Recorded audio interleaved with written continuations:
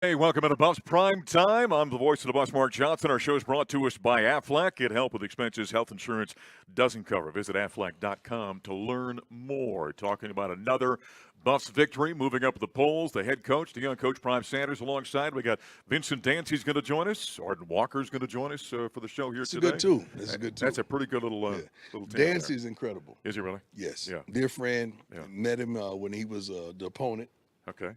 Mississippi Valley, head coach, and did a remarkable job. He was the one that, when we first got there, just like we first got here, a lot of the coaches in the conference were, a little salty, a little upset because of that even happened at Jackson when he my showed up. God, about the attention that we absorbed. And it's not like we're going out there looking for attention. It just finds us.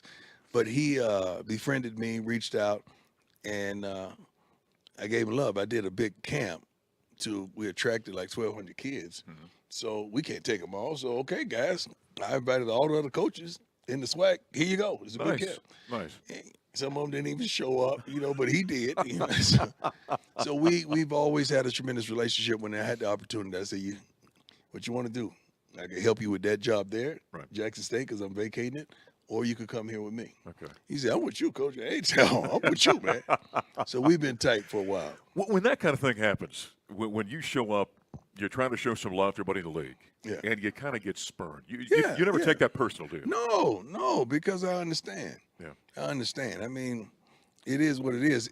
That didn't just start happening to me. You got to understand. I went to 4 baseball teams. I went to 5 football teams.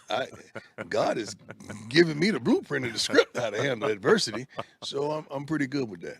Now we got to be careful. We can't say anything specific. But you walked in. You're on the phone conducting business. Yeah. It's been a good day for us. It's always a good day. Right. A lot of things we can't say. Right. We can't say anything specific. On my other television show, I interviewed Ice Cube, and one of his hit songs is "Today Was a Good Day." That's right. So when you're getting, we can say the generalities. You got a huge commitment today. Right. That's a good thing. For Most the program. definitely. It's a great thing for the program. We know that's been in the working for quite some times. Great kid, great talent. I like the qualities and the home structure. I like all of that, and I can't wait to be a part of his life and coaching. Prime, take us through the process of when you're recruiting a kid like this. Mm-hmm. How often I know your assistant coaches probably talk to him on a regular basis. Yes. How often do you communicate with them? Those kind of things. When I feel it in my spirit. Okay. I'll get Juju on the phone and get his papa on the phone. See if his dad want to come down and just sit down and chop it up with me. And he sat in my office, I think a few weeks ago for a couple of hours. And I said, come on, give it out to me, because I know you got a bunch of questions in your mind. Let's go. And we did that. Yeah. And he walked away feeling really comfortable about where we're headed. Well, one of the things I think that's interesting about it, you want a talented player, obviously, and you want to make sure he's the kind of character guys you're looking for. But it's got to be mutual, doesn't it? I mean, there's got to be a good fit when you're recruiting. It's got to be a fit. It's a lot of 4 and 5 stars and stars kids that they're great players, but sometimes it's just not a fit. And I can feel it when we come on a visit. Is that right? Yeah, like, nah, take him off the board. No, but it has to be that, because if it's not going to last. You're not going to make it past the year with the kids. What does a year like we're having right now do from a recruiting standpoint compared to last year? It's tremendous. I mean, it's almost last year was a good recruiting year, though. Yeah. Even though we had a losing season, these young men that we attracted understood what we needed. Like, okay, you just need a line, offensive and defense. You just need a linebacker. You just need, and we could be that. Yeah. So now it's another level of attractability that you gain and you garnish from these young men. Okay, now you need this. Instead of having 1 or 2 opportunities, you may have 4 kids. Now you got to make the right decision out of those 4. You're the kind of guy that you got a vision, right? Mm-hmm. And so maybe last year, and maybe I'm stumbling through this, but maybe last year the kids out there didn't see your vision, and now they see the reality of what's unfolding. No, does that help? No, not really, because we got here in December. Right. You know how hard it is to just get somewhere. You were late in the process there, yeah. Late is an understatement. Yeah. We were Mark Tardy on Mark Tardy. So then you gotta get what you can, but try to make sure it has the characteristics, smart, tough, fast, discipline with character, then you may hit 3 out of 5. And 3 out of 5 ain't good enough. You're not gonna win. This ain't baseball. You're not gonna win 3 out of 5. If it's your field goal kicker or your quarterback, that's not good. Right. And we missed character-wise on a plethora of kids that are no longer here. And when it gets tight, you start finding out who these young men really are. And then you challenge your recruiting department too. Like, why didn't we know that? Right. Because you're in a hurry. Don't be in a hurry. Don't be in a hurry. We don't need hurried kids. We don't need hurried decisions. We need really thoughtful decisions. So don't get blinded by a physical attribute. Don't be blinded by availability. Okay. Because there's a reason he's available. Right. Do your homework. Do your background. Call that coach. Call that school. Call that neighborhood. Call that barbershop. Call somebody that would know the character of this young man. So those are the things. What's the number one characteristic? I mean, you obviously got to be fast and you got to be strong. And You got to love the game. Right. Is it love of the game? You got to love the game. That's it. Yeah, you got to love the game. And if you watch them play, if you watch them practice, if you're around them enough, you can understand what they love. Right. Usually when people love something, they oftentimes talk about it. Sure. They oftentimes they want to know all the attributes of it. They want to see themselves in it. They want to be with it. They want to. They're not coming over here in the last minute and leave the first chance they get. They got a love and a passion for the game. You see how they watch us when we warm up. Okay, are they just out there seeking attention on the sideline, Sure. or are they really just in it? You know, and you look for all these little signs. And they tell on themselves. You say that, and I'm sitting here thinking the two guys that get the most attention in your team, Travis and Shador, love the game. Right. You can just see that in the way they approach things. Exactly. It is a plethora more. Cam loves the game. Yes. And we got these young kids that playing for us right now. Jordan loves the game. Like you got these young guys as well as these older guys. Mark Vassett loves the game. Mata loves the game. I mean, these guys, you can't turn them off because they leave the complex. Just when they leave the complex, they love it and they live it. Cameron Silman Craig. It's unbelievable. I mean, he might be my favorite player because of how hard he plays. Dude plays all the and time. how hard he works. Yeah. And he's been like that since his junior year in high school. Has he really? He's been the same kid, Yeah. the same consistent kid. So when you got these postseason bowl games calling us and want to see our players, he's like one of the first ones we put up there. Is that right? The rest of them ain't going unless you take him. Let's just get there. Six Buffaloes. Yes, right. Accept an invitation of the East And West. we're not done. Is that right? Because there's a Hula Bowl as well. That's right. Like we're not done. We're going to make sure all our young men have an opportunity. And you know what's great about that? We have some older players that saying, you know what? For my teammates, I'll do it. I'm going because that may garnish them going. And I'm going to do it. That's how much love they have for one another. Earlier this week, and I think you were asked about your press conference, somebody out there who obviously doesn't know the game very well was making a comment about Travis being a favorite for the Heisman, but his tackle numbers were not very high. Sometimes you want to just stand up and throw the mic at somebody. Like, I know that's not proper, but sometimes you want to just stand up and throw the mic at somebody for asking something like that. I went online, and I don't do it very often. I'm not very reactive, but I just thought it was so silly. I said, you do understand that nobody throws at him because he's so dominant. Thank you. And the guy on the other side, number 8, is playing phenomenal. His tackle numbers are up because they're throwing his way, and he's performing. And they're throwing the ball in the middle of the field because they don't want to go out there or out there. Well, why don't you explain for the viewers out there why it's a bad deal if you got a lot of tackles as If you got a lot of tackles as a cornerback, that means they've caught a lot of balls on you. That does not mean you're good. That does not mean you're a great player. That means they've caught a lot of balls. Say for instance, a cornerback has 10 tackles in the game. They caught 8 balls. That's right. And he made 2 on the running game, within the running game, which is feasible. Sure. But if you see a cornerback and he's getting all conference of the week because he made 10 tackles, that's not good. That's not good at all. You should not be tackling the receiver because he shouldn't have caught the ball. Yeah, he shouldn't have caught the ball. It's not a badge of honor to lead the team in tackling as a corner. Hey, that tells you your defense is garbage. Yes. And that tells you he's giving up a lot of passes. That's what that tells you, those two things. Exactly right. Yeah. And the guy that was talking about this, too, I thought to myself, did you pay attention to the tackle, the forced fumble he had earlier this season? That's what he does, right? Whatsoever. So he makes some great plays as a defensive back. A couple comments about Utah last week. The Buffaloes hang 49 on Utah. Most points against that Utah defense since 2014. What's your takeaway from that ball Um, game? Offensively, we struggled a bit, Mhm. even though we got 49.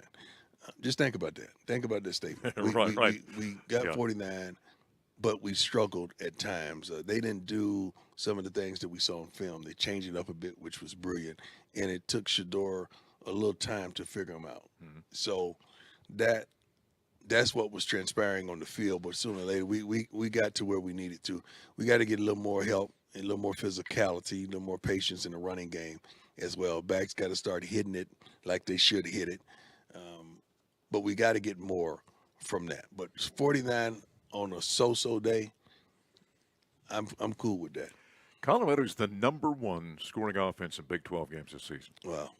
Biggest point differential of the Didn't- season. didn't And know you're that. still hungry for more. Yeah, I didn't know that because we hadn't reached the heights that we desired to reach. Right.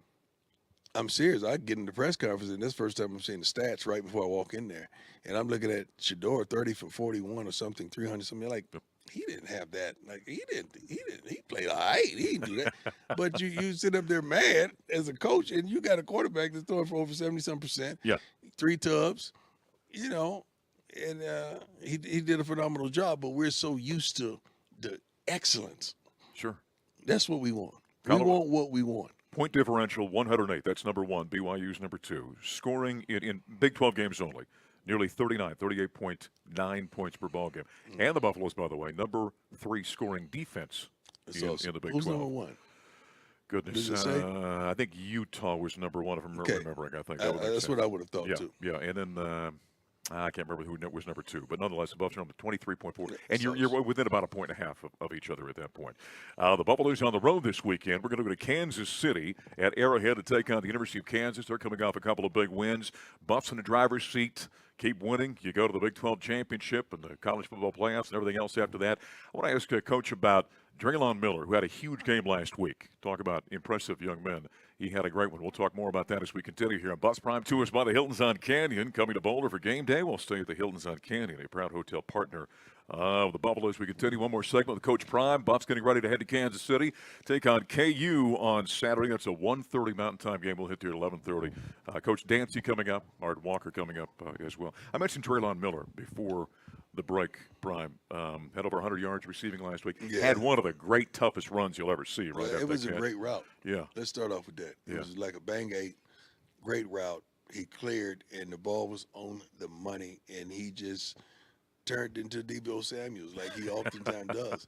And this kid has worked since he arrived. This kid has kept his head down, kept his mouth shut, and did the doggone thing. And I'm proud of him because I see that sparkle in his eyes when it's time to play, when it's time to go, and he wants the ball, but he's not distracted. Like, I got to have this ball. He's not there because he understands there's a pecking order in there. Sure. But the kid is a worker, and he could play running back, slot, outside. He could do anything you want and put him in the Wildcat. He's very versatile. That can't be easy when you're a young player and you're in that room with that kind of depth. And you Yep. look over and there's Travis and Will and LaJonte and, Right. and Jimmy and on and on and on. And then, but you still have to show up every day and do your job. Yeah, but the best thing about it, he has a quarterback that he don't play favors. Like, you get open, the ball's coming. Sure. Because he's going on his reads. And we're putting certain guys in certain positions where they do this. Okay, that's your read. Make the play. So he understands that. And he has a tremendous rapport. He was out there this summer. I looked outside in the yard in the football field at the crib one time. He's out there running routes with Shador, with all the older guys.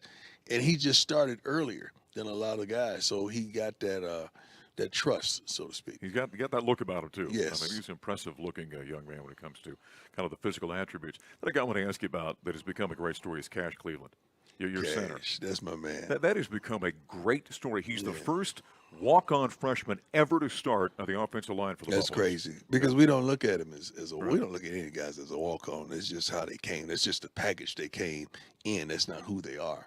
Because Cash not only is a guy that studies his butt off, smart as a whip, and he's physical. He's not passive. You're not gonna just whoop him and he don't say anything about it. If you start bull rushing or whatever, he's gonna cut you. He knows how to play the game. And we're so darn proud of him, as well as the depth that we're displaying. I think we're rotating 8 linemen right now, Yeah. which is phenomenal to have 8 linemen playing in the major college football. And that keeps guys from jumping in the portal because they know they're going to get an opportunity to play. Well, I was going to say, for a guy like Cash who comes in here as the walkout, ends up being a player, that we were talking recruiting earlier, that's got to speak to people out there. Hey, you come here and perform, you're going to get a chance. You got 3 guys that's possibly starting, Yeah. that's on the offense right now. The defense, we got a lot of guys out of the portal that are older guys, that more mature guys, that's what we needed for that defense to be who it is right now. But offensively, as well as defensively and special teams, you come here and you can play, you're going to play. We ain't playing favoritism, man. Whoever could play, they're going to play. Because this is about winning, so it's about performing. It's about performing. It's about what you do in practice, how you prepare in practice and throughout the week, and pray to God that those results are the same thing that we saw in practice. Because, again, I will reiterate this. We don't care what package you came in, 4-star, 5-star, whatever, no-star package. If you can play, you will play. You referenced this earlier, and I've always been fascinated with you and how you deal with noise. Okay, your name's all over the place out there right now. Right. How do you deal with that? And my name has always been all over the place. like good or bad. It's the same thing that you can't be upset when they're hating on you like they were last year, but now they're applauding you. Yeah. What's the difference? Yeah. The tone. What's Okay. the difference? The tone. So I'm not one to get happy with just because your tone is a little better. You're still the same person who talked about me last year. Now you turn it around because you're starting to see that it was a method to the madness. Right. So I don't get up when they clapping, and I don't sit down when they clapping. I just keep on doing what I'm gifted to do. When your name is being thrown around out there about this or that, and that, what do you say to Buff Nation out there? I'm good. I tell them all the time. I'm comfortable where I am. Okay. I mean, I don't know how many times I can say it. I only speak one language.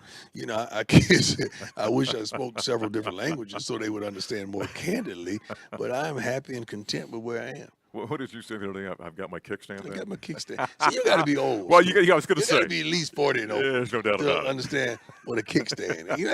A kickstand down means what? I'm parked, right? Right, I'm good. you're parked, Now, you're relaxed. I've seen reports where they talking about the kickstand means you can put it back up and drive off. Like, God. I was watching online, and I laughed out loud when you said that. I said, that's a good reference That's a right good there. reference. You got to be a certain age, though, like I'm you said. visual. Like, my brothers is a visual. You can see it. The kickstand is down. Yeah. I saw a video that Bucky put out the other day. You were talking to the guys at practice about everything's in front of us. We're going to go take what's ours, Right. and kind of instilling that mindset here for these last Right. couple of We games. can't of get the season. distracted, man. Yeah. We can't let stuff starting to happen to us that not normally happen. People get attention that they never really got that much attention, and you get distracted. You can't do that. So I give them words to feed off, to understand words like focus, vision, and things that they need to understand. And we got to keep it tight, and we got to keep it right. Don't get sidetracked because you get attention right now. That they're clapping for you because you had a good game. Yeah. Because they'll turn on you like a pit bull, like Shiloh. Okay, Right, they'll right, turn right. on you in a heartbeat. But you got to stay focused on the goal at hand, and we got to go one game at a time. You can't start looking in Dallas and looking to Oklahoma State next week. You got to focus on this right now. Does the season build upon itself? Like the more success you have, the more intense, the more focus. Does it do that? I don't think so. I think your focus is your focus. Okay. A game is a game. I mean, all our games, Shador said it, they didn't understand, they didn't want to comprehend. He said every game is like a Super Bowl.